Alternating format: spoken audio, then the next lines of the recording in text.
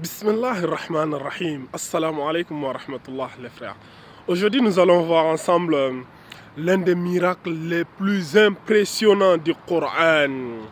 Nous allons parler ensemble de l'expansion de l'univers. Vous savez, l'univers, il a été formé d'un atome primitif qui est très dense, qui est très fort.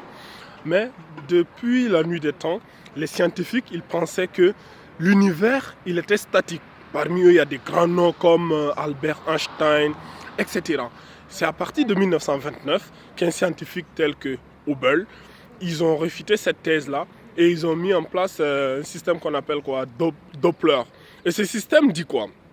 Il dit pour détecter l'expansion de l'univers, les spécialistes ont recours à l'effet Doppler qui énonce que lorsqu'une source sonore se rapproche d'un observateur, sa longueur d'onde diminue alors que sa fréquence augmente. Par contre, en s'éloignant, c'est le contraire qui se produit. Ce principe fort simple fut étendu aux ondes électromagnétiques qui voyagent à la vitesse de la lumière. Donc, lorsqu'ils ont mis en place cette théorie et ce système-là, ils se sont rendus compte que les galaxies s'éloignent les unes des autres à une vitesse exponentielle, à une très grande vitesse, et c'est très très impressionnant. Mais ce qui nous empêche nous de voir ça, c'est la distance qui nous sépare avec ces galaxies, c'est très très loin. Mais ce qui est sûr, c'est que c'est pas statique, ça bouge à des vitesses impressionnantes. Et ce qui est le plus impressionnant dans tout, c'est que Allah subhanahu wa ta'ala nous avait déjà parlé de cela dans le Coran.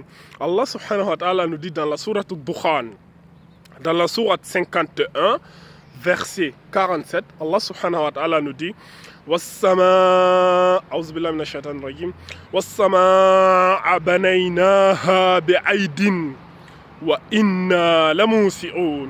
Allah subhanahu wa ta'ala nous dit, et le ciel nous l'avons construit par notre force, par notre puissance, et nous l'étendons constamment dans son immensité. Subhanallah. Déjà Allah nous dit que le ciel c'est lui qui l'a construit avec force. Voyons que l'univers a été créé d'un atome primitif qui est dense, qui est fort. Allah dit, et nous l'étendons constamment dans son immensité. Nous l'élargissons, nous le rendons plus grand, plus vaste, plus spacieux. Subhanallah. Comment le messager d'Allah pouvait savoir ça au 7e siècle?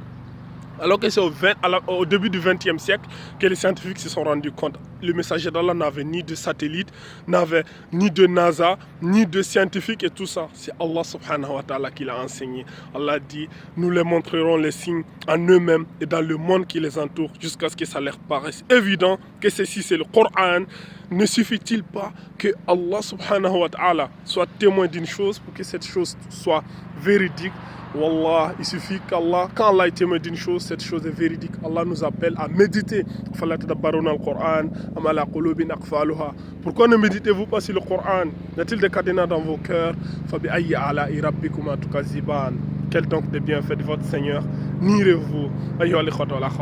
Assalamu alaikum wa rahmatullahi wa barakatuhu.